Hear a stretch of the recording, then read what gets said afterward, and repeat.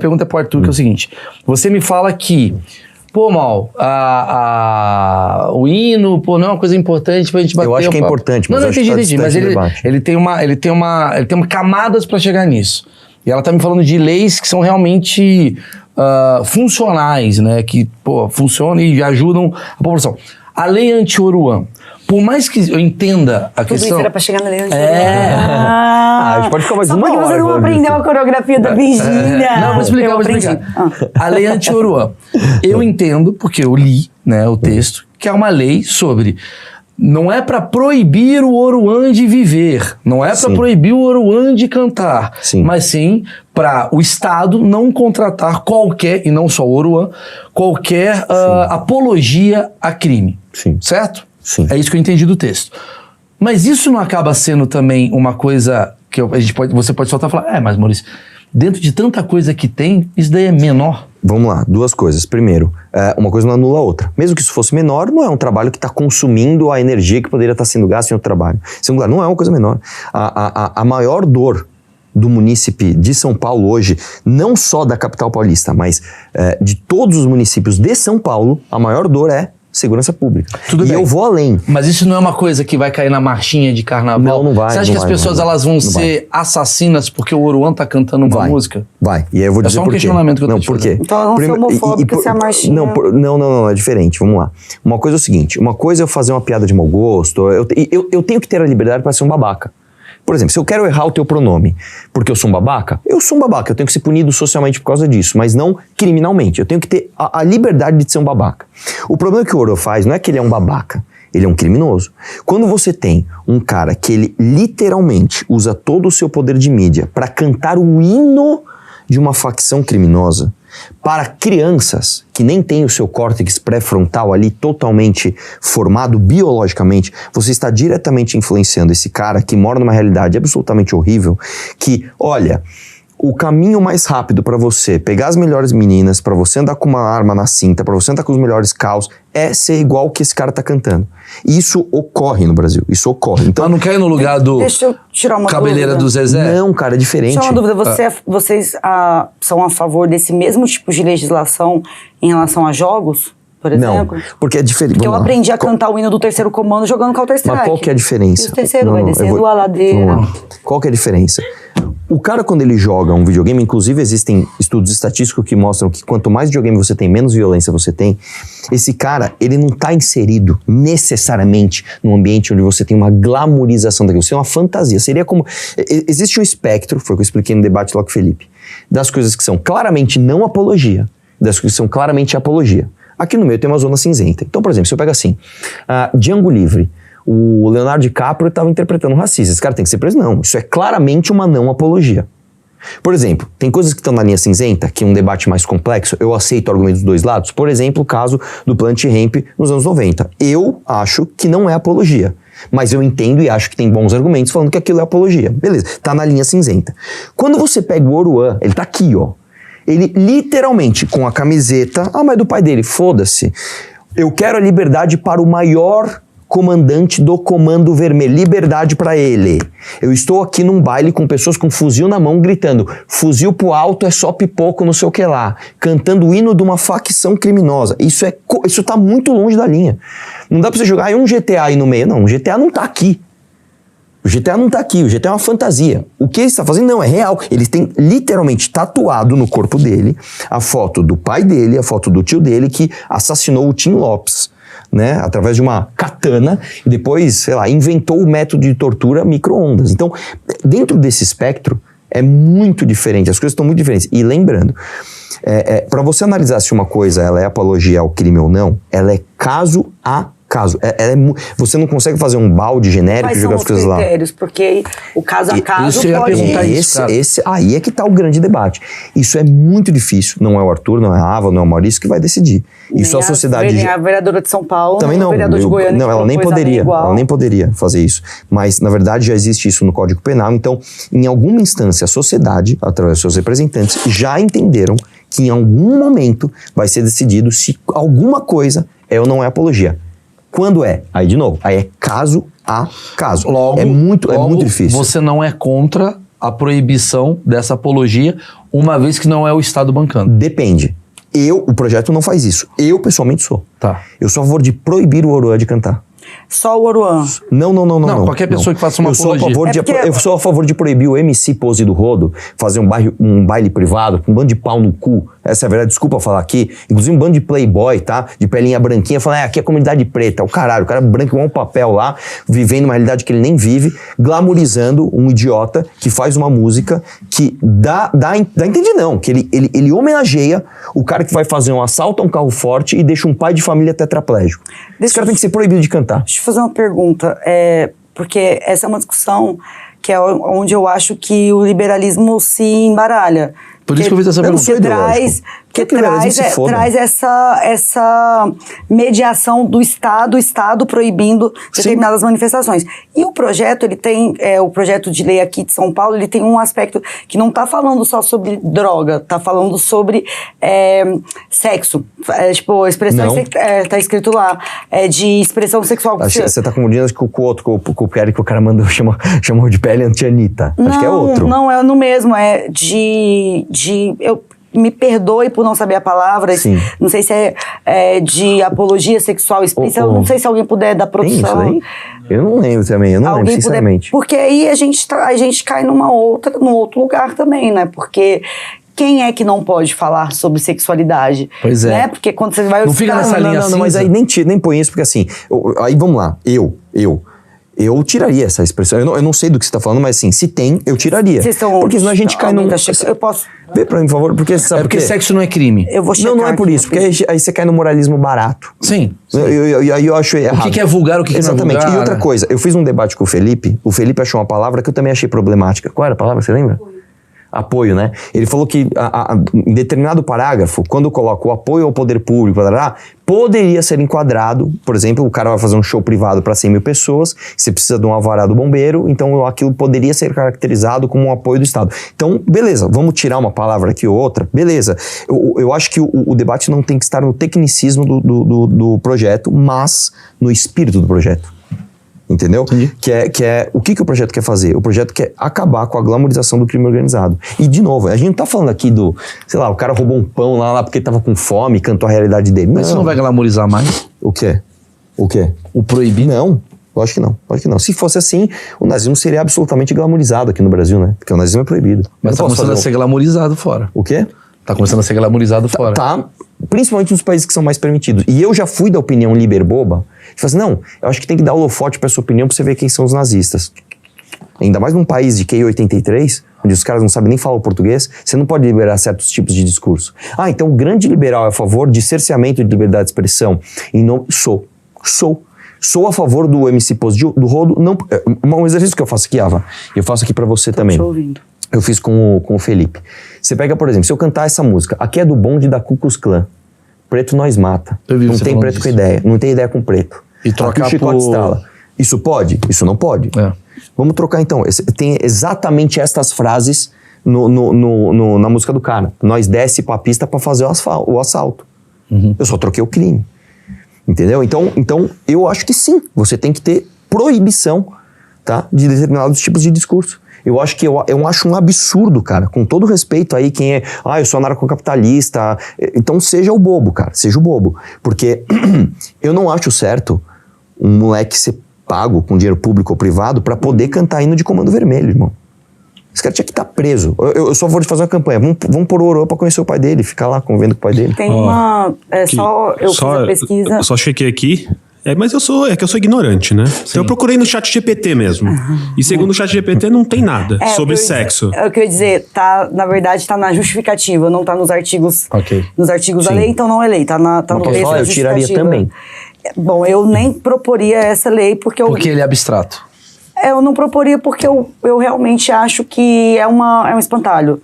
É um espantalho para pensar tantas outras coisas que são financiadas pelo poder público, que são financiadas pelo dinheiro público, que são mais nefastas.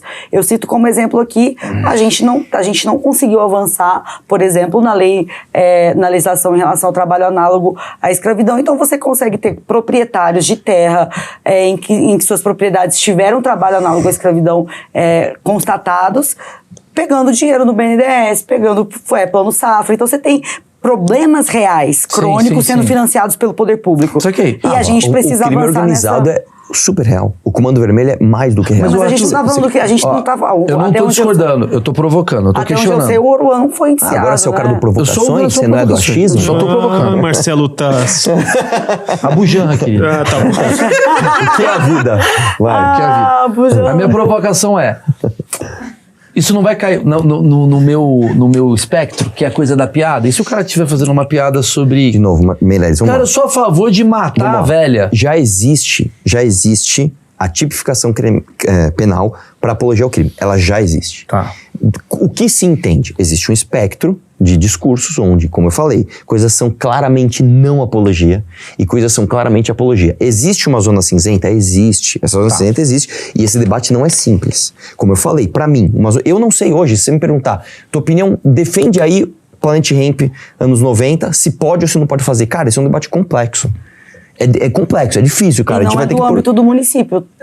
Nem é do âmbito do município, né? Justamente por isso eu acho um problema uma legislação dessa numa Câmara Municipal. Mas eu acho que a gente está vivendo, por exemplo, essa discussão sobre apologia ao crime que é paralela, por exemplo, à discussão da tentativa de golpe. Tentativa de golpe é crime, porque o golpe não se consolidou.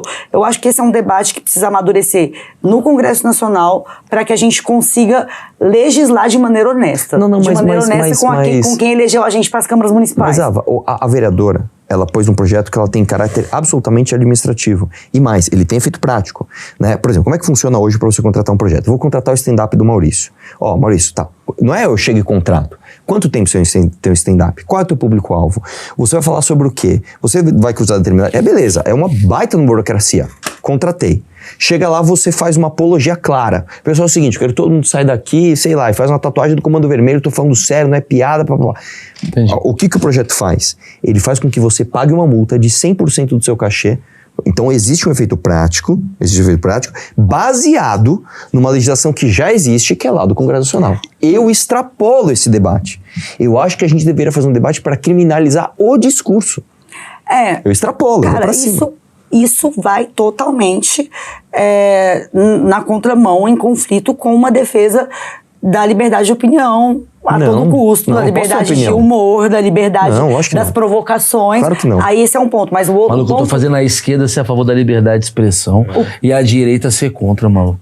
Agora, porque tudo tem que ser pelo critério da lei, tudo tem que ser qualitativo, porque veja bem, a gente tem uma lei federal sobre transitado em julgado. Eu não posso hoje, tem várias legislações, tem milhares de leis nas câmaras municipais sobre pessoa condenada pela Maria da Penha não poder tomar posse em cargo público, só se for transitado em julgado.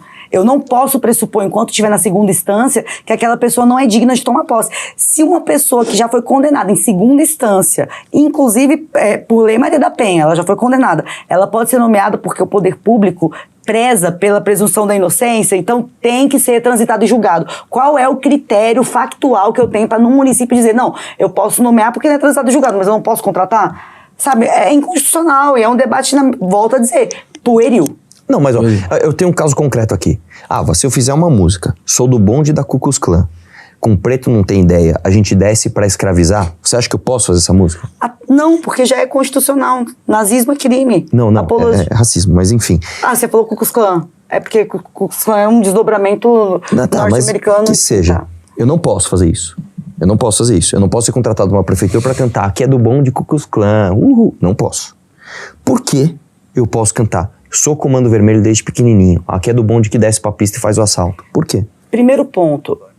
Eu tenho dificuldade na sua afirmação de que você não poderia ser contratado em algum município fazendo isso. O MC Reaça teve contratos com o poder público em prefeituras. O que ele cantou? Em eventos. Ele cantou músicas de apologia à violência contra a mulher. É que assim, eu não conheço esse caso, aí eu teria que trazer aqui pra gente avaliar. Exato, aí eu tenho dificuldade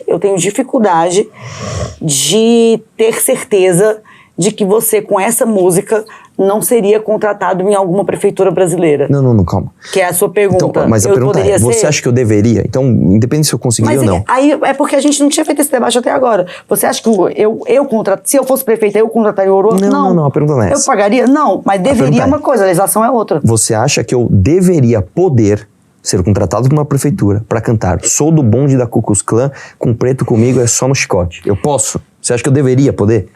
Deveria, volto a dizer, é um campo filosófico. Eu não contrataria se eu fosse prefeita. Deveria. Vamos lá, vai. Filosófico, não, deveria. Concorda comigo uma vez. Fala que não dá. Eu já concordei com você várias vezes, lá que você é carente. Fala que não dá. Eu já concordei com você várias vezes. Fala que não dá. Eu tô carente só por um sincero. Eu concordo, Arthur, vai, manda um concordo. Quando eu digo pra você que eu não contrataria, pra mim é um parâmetro. Eu contrataria? Não. Eu levaria meu filho no show do Oruan? Não. Eu acho que o dinheiro público deve ser gasto? Também não, mas eu também não acho que o dinheiro do contribuinte deve patrocinar um processo legislativo que é incongruente, impertinente e pueril. Mas não tira desse debate, vamos nesse debate. Se você fosse a legisladora... A gente não falando sobre a lei? Vamos supor que você fosse uma juíza. Como é que eu vou sair do debate? Você é uma juíza. Você é juíza e legisladora. Você vai decidir se um prefeito pode ou não contratar o show de um cara que fala sou da Ku Klux Klan, com preto tem que escravizar mesmo. Você permitiria ou você não permitiria? Tô falando se você faria se fosse o prefeito. Você permitiria isso? Eu não consigo fazer um exercício de se eu fosse juíza, porque eu não estudei para isso. Eu não sei ser juíza. Eu sei ser vereadora de Goiânia. E na Câmara de Goiânia eu não proporia isso. Eu entendi. Ela tá num beco sem saída, eu não vou não tô num beco sem saída. Você teria que trabalhar muito para dar conta disso. Vamos lá. Agora, o meu ponto então, a pergunta é simples. É sim ou não? Você virou acha... inteligência agora. Não, é muito simples. Você acha que deve ser permitido um prefeito contratar o MC racista para falar que ele é do bonde do Ku Klux Klan e que preto tem que ser escravizado? É sim ou não? Eu acho que se esse caso fosse a justiça veria a lei que está valendo. E a lei que está valendo tem que ser constitucional. O juiz não pode julgar uma lei que é inconstitucional. E a lei, do jeito que está proposta, é inconstitucional. A gente está falando sobre lei, não é sobre a minha opinião. Qual lei você está falando? A lei, o projeto anti-Oruan é inconstitucional. Não é inconstitucional. Como é que você sabe que ele não é inconstitucional? Ele já avançou? Ele não é constitucional. Como é que você sabe que é inconstitucional? Porque ele está legislando sobre aquilo que não tem matéria, não tem parâmetro. Ele não legisla sobre matéria penal. Ele não legisla sobre matéria penal. E outra, ele não faz censura prévia do artista. Ele faz censura prévia do conteúdo que já existe. Deixa eu te falar uma coisa. Se eu vou prestar um serviço para a tua prefeitura lá, eu não chego lá e falo assim, você pode ou não contratar o Arthur. Não é assim que funciona. Você pode ou não contratar o Arthur para este espetáculo. E existe um escopo que vai ser analisado ou por um conselho, ou por um secretário, o que seja. E você pode olhar e falar assim, eu gosto muito do Arthur, mas este escopo aqui não vai ser contratado por motivo A, B, C, D. Entendi. Então, no caso, você está falando de um show específico. Se o Oruan vier cantar outras músicas, ele pode ser contratado. Se o Oruan vier aqui e falar assim, Comando Vermelho... Óbvio. Não, isso é interessante. Mas o projeto é esse. Não, mas não fala sobre repertório. Sabe o que vocês conseguiram fazer? Vocês conseguiram... Convencer ela. Não.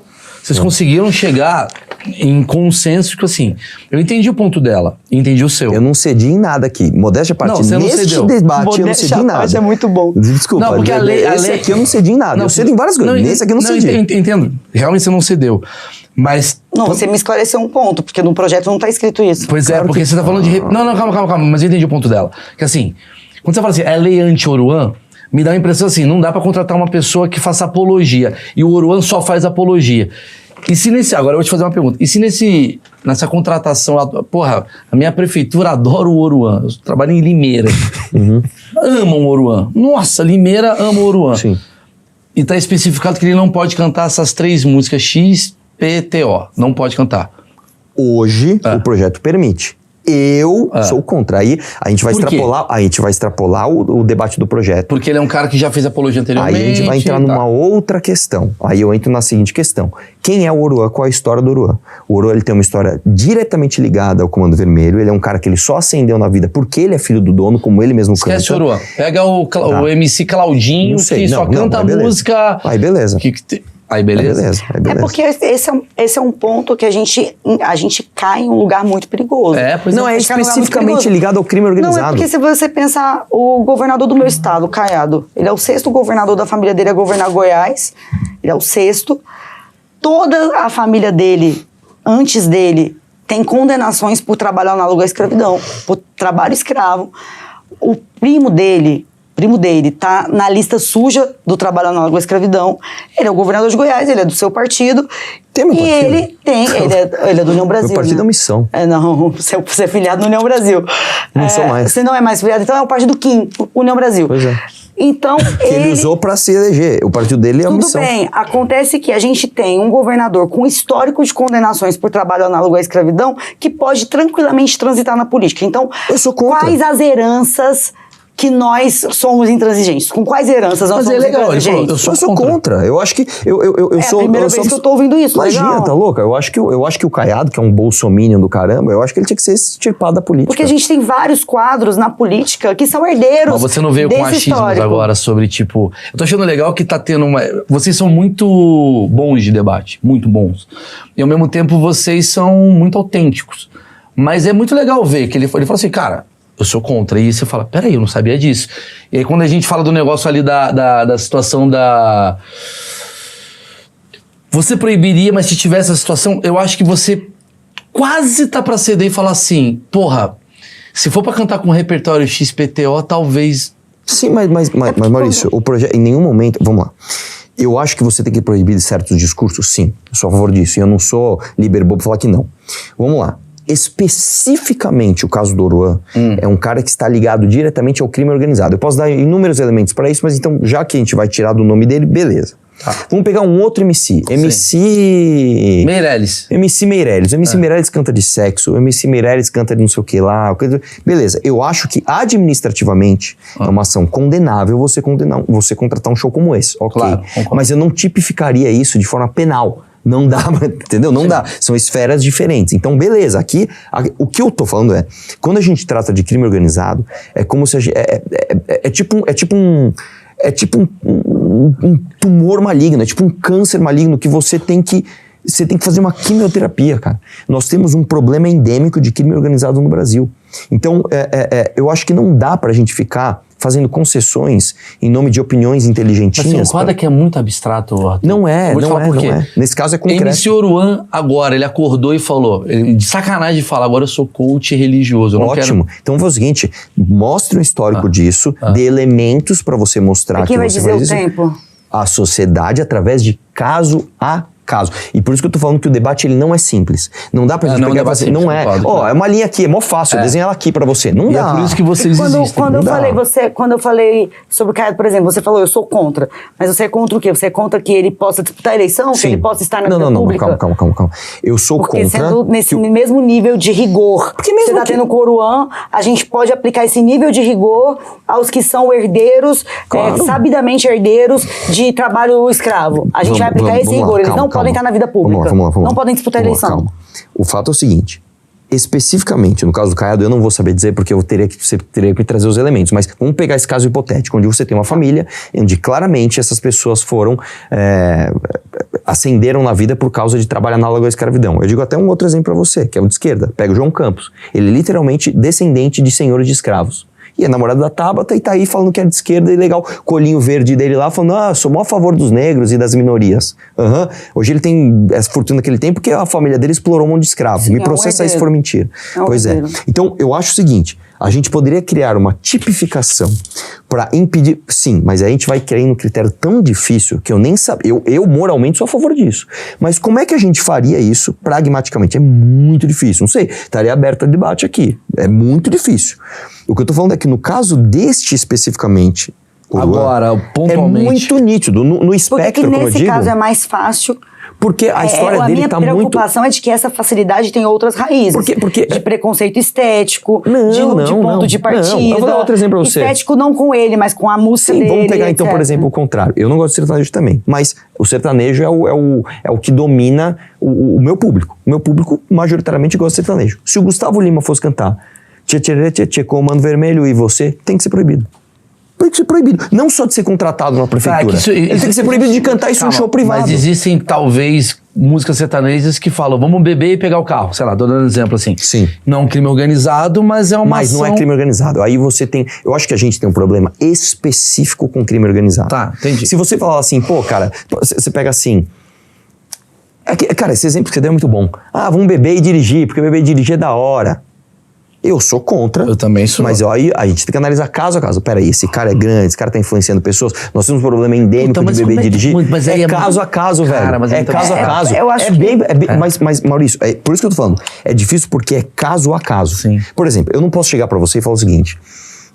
Vamos criminalizar, tô dando um exemplo aqui, a frase sou filho do dono. Não dá, cara. Senão todo mundo vai preso. Agora, o Oruan tem especificamente uma música onde ele fala que ele é filho do dono porque ele fala que ele é filho do Marcinho VP. Então, esta música tem que ser proibida. Não a frase, mas esta música tem que ser proibida de ser cantada. Não, mas se o cara quiser cantar dentro da casa dele, o problema é dele. Agora, se ele vai fazer um show para milhares de jovens, cantando isso, influenciando as pessoas a entrarem no Comando Vermelho, tem que ser proibido. Você acha que as pessoas ouvem a música e elas querem entrar no Comando Vermelho? Eu não acho, eu tenho certeza. Isso é uma questão porque você não acha que não é questão nem de opinião, isso é estatístico. Se você pega, por exemplo, né, eu vou dar um exemplo para você. Você pega o TikTok. O TikTok é uma empresa chinesa. O TikTok na China, ele é extremamente regulado. O TikTok na China, você tem horas para usar ele, você só vai ver o conteúdo que o governo te deixar, etc, etc. Você chega para essas crianças e fala assim, o que você quer ser? Quero ser astronauta, quero ser historiador da China, quero ser político, só profissões maravilhosas. Pega o TikTok fora da China. No Brasil, por exemplo, é desregulado. O cara fica o dia inteiro lá vendo MC. Chega pra, o que você quer ser? Menina quer ser influenciadora, moleque quer ser MC. Então, você é a favor da regulação da mídia? Não, calma. Calma. Primeiro eu estou diagnosticando que há uma influência direta entre discursos e preferências de vida. Isso tá óbvio. Quando você pega especificamente a glorificação do crime organizado, por exemplo, eu posso fazer, eu quero que meu filho seja um MC, ou que ele queira ser um MC? Não, mas não posso proibir as pessoas de quererem ser MCs, ok. Agora, eu não posso permitir que os filhos de tantos brasileiros queiram ser do crime organizado. Isso não dá. Eu acho esse ponto interessante, só que a gente cai no lugar da falha, na minha avaliação, que é, se é caso a caso, não cabe a uma legislação municipal. O caso a caso não cabe a uma legislação municipal. Porque a gente não tem condições, então como é que eu vou, a partir de uma legislação municipal, avaliar o caso a caso? Mas já existe. Sem o comando. Vamos lá. Deixa eu só concluir aqui rapidinho isso. Esse é um ponto. O outro ponto é, a gente vai escolher quais os crimes a gente é rígido e quais a gente é condescendente. E eu tô falando crimes contra a coletividade. Eu não tô falando pegar o carro e dirigir bêbado, embora seja muito grave. Eu tô dizendo crimes contra a coletividade, como, por exemplo, escravidão. É um crime contra a coletividade. Vou dizer um outro crime contra a coletividade. Os crimes contra a democracia são crimes contra a coletividade. E a gente tem um grande debate de a gente vai cercear as pessoas que falam contra a democracia de produzir conteúdo. A gente acha que essas pessoas elas podem ter condições de continuar influenciando os outros? Vamos lá. Primeiro assim, esse é outro debate que é muito favorável para mim, porque eu sou completamente contrário a crimes contra a democracia. Então, você acha que o Paulo Figueiredo poderia ficar falando... Eu não quero te enquadrar, eu quero te entender. Sim. Por exemplo, se eu falasse assim, o Rodrigo Constantino, ele pode ficar falando de GLO? Não pode, ele tinha que ser preso. Tá? Eu nem digo isso, mas é que no caso do crime organizado no Brasil, nós temos uma situação endêmica. Então você vai falar o seguinte, nós vamos escolher os crimes que são, sim... El Salvador foi resolvido assim. Como é que o cara fez? Ele basicamente falou assim, quais são os crimes ligados às facções criminosas? Nós temos crimes de lavagem de dinheiro, porte de arma, tráfico de drogas, eu não lembro agora, são 6 crimes lá. Especificamente esses crimes, nós vamos aumentar muito a pena, nós vamos agilizar o julgamento e nós vamos pra cima de todo mundo. Resultado, tá prendendo gente porque tem tatuagem. Pois é. O cara tatua, eu sou da gangue 18, esse cara tem que ser preso. Não, tá prendendo porque tem tatuagem, não necessariamente tatuagem de crime organizado. Tatuagem de crime organizado e mais. As pessoas... É só tatuagem de crime organizado. É só de crime organizado e as pessoas... E ainda pega a lenda, o palhaço, então não, o cara... Não. Lá é bem claro. Lá o cara, para ele pertencer à facção 18, ele tem que tatuar o 18. Tatuou o 18, vai preso. Aí o que acontece? Essas pessoas, quando comprovadas, lá é um estado de exceção, e aprovado pelo Congresso, não é uma ditadura. Eles aprovaram isso no Congresso, tem que ser renovado todo mês, e eles fizeram um estado de exceção que permanece até hoje com aprovação popular. Prendeu todo mundo. Bom, agora que a gente prendeu que El Salvador era o país que tinha 103 mortes por 100 mil habitantes por ano, passou a ter 1.1, negócio assim, foi o país mais seguro, talvez é um dos mais seguros do mundo. O país mais perigoso do mundo, um dos mais perigosos do mundo, se tornou um dos países mais seguros do mundo em questão de meses. Agora vamos controlar os excessos? Vamos chegar aqui e vamos ver quem a gente prendeu que tá errado. Começa a soltar. Perguntaram para essas pessoas, você achou errado o que aconteceu com você? Olha, eu achei errado, mas eu achei necessário. Porque onde eu morava, a minha mãe, ela era absolutamente abusada todos os dias por um cara da facção criminosa que ia lá abusar dela, e eu Tava quase entrando pra facção criminosa porque não tinha outra opção. Hoje não, hoje eu tô livre. Fiquei preso aí, foi injusto? Foi, mas valeu a pena pra mim. A noção individual, a gente até cai no debate que a gente tá falando, a noção individual de liberdade, ela varia muito de tempo em tempo e de lugar em lugar. Você chegar, por exemplo, na China e falar pro cara, aqui só tem um partido, você não pode falar mal do partido. Fala, mas eu tô feliz assim. A liberdade pro chinês não tem o mesmo valor que tem para nós, por exemplo. Então, o que eu tô dizendo é, especificamente no caso do Brasil, especificamente em 2025, especificamente com crime organizado, nós temos um problema que precisa, sim, de uma exceção. E você acha que uma lei sobre funk incide, não é sobre funk. Incide sobre o crime organizado? Não é sobre funk. É porque me parece, assim, um caminho absolutamente intangível. A gente tem um problema realmente crônico de crime organizado. Sim. Aliás, um problema crônico de crime organizado que ele é muito maior para além das nossas jurisdições. Eu sempre digo isso. Eu já contei um pouquinho da minha história para você. Eu sou nascida e criada numa favela. Os moleques com quem eu cresci, eles não iam na fronteira com a Amazônia buscar fuzil. Esse fuzil chegava na mão deles. A gente tem uma série de agentes públicos e privados que facilitam isso para que o crime organizado prospere. A gente pergunta muito quem financia o tráfico, mas a gente pergunta muito pouco quem é financiado pelo tráfico, porque a gente tem o tráfico internacional de drogas e de armas movendo bancadas, financiando políticos. A gente tem realmente um problema crônico sobre isso. E a gente tem, lá na pontinha desse problema crônico, o filho de um traficante que está preso, que despontou como um artista de funk fazendo apologia ao crime. Qual é o nosso papel enquanto agente público para pensar o crime organizado? Será que a gente não ajuda o debate público a ficar mais pobre quando a gente acha que o problema do crime organizado é o Oruan, quando na verdade a gente tem o maior carregamento de fuzil já apreendido na história do Brasil foi no Galeão? Não foi numa favela que o pai do Oruan mandava? Não foi lá naquelas relações dominadas pelo ciclo próximo do Oruan? Não foi. Não. Foi. A maior apreensão de fuzil do Brasil foi no Galeão. Não, vamos lá. Mas acho que uma coisa não invalida a outra. Não invalida. Mas tem relação, pode ajudar a empobrecer o debate. Não, essa apreensão de fuzil, pode ser que essa especificamente não, mas a gente sabe que a maior parte dos fuzis ilegais que entram no Brasil são para o crime organizado. Então, assim, pode ser que essa não, o que eu duvido. Sim, são por mas são por crime organizado. É isso que eu tô dizendo, o crime organizado é movido de agentes públicos, de espaços de privilégio. Você quer ver um debate institucional que está acontecendo agora? Por que isso é tão importante? Na história do Brasil, o PCC e o Comando Vermelho sempre foram rivais e eles nunca fizeram uma trégua entre si. Eles estão fazendo agora. Por quê? Porque agora foi apresentado o projeto Pena Justa, que se não me engano é do CNJ com o Supremo, é um absurdo, presidido acho que pelo Barroso, se não me engano, que basicamente tem uma série de medidas absurdas, tipo, enfim, soltar quem foi preso por furto, receptação, etc. E pra mim a mais grave é isolar menos os chefes de organizações criminosas. O que esses caras estão fazendo? Vamos dar uma trégua agora?